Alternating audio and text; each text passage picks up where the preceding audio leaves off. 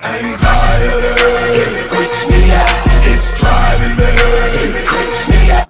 Hey guys, this is Brian with BAM, and being anxious ain't just me. So what I've used within the last couple of years has been charisma, and this has lowered my anxiety, because anxiety is anything that has to do with how I feel and how I perform, and a lot of how people perceive me and how they react to me. So I like to think charisma as this method acting class, right? So I'm Johnny Depp, and I'm trying to be Jack Sparrow. Jack Sparrow is the charismatic one, right? People love him, very funny, very goofy and fluid at the same time, just like water.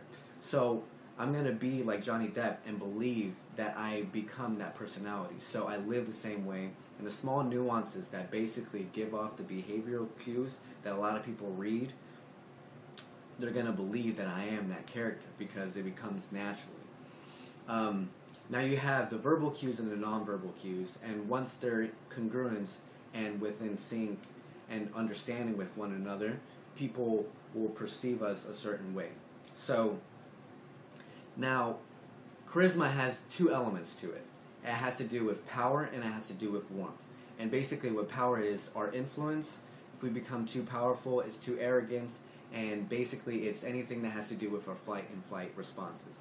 Warmth is basically anything that has to do with our friend or foe responses, and whether we have goodwill towards other people. And if we have too much warmth with no power, we become too eager and too subservient. So again, we're basically just working on the internal mechanisms of our behavior, because basically the true self is always showing, because microexpressions, as I explained in the last video, basically are always showing what we're trying to do. So we'll be in a situation where we're trying to be nice to a person and we really feel angry towards them, they'll sense that. Now, last but not least is basically that body language is a source for the mind to feel emotions. So anytime that we can change our body language, we feel a certain emotion. So we'll feel emotions from other people in their body language and our own emotions from our own body language. And basically this will go more in the depth of what charisma really is, and it will follow self-love and the characteristics of charisma, and also a technical side to it if you really wanted to be interested in how it really works within our own bodies and cognition. So, alright guys, that's all I needed to say.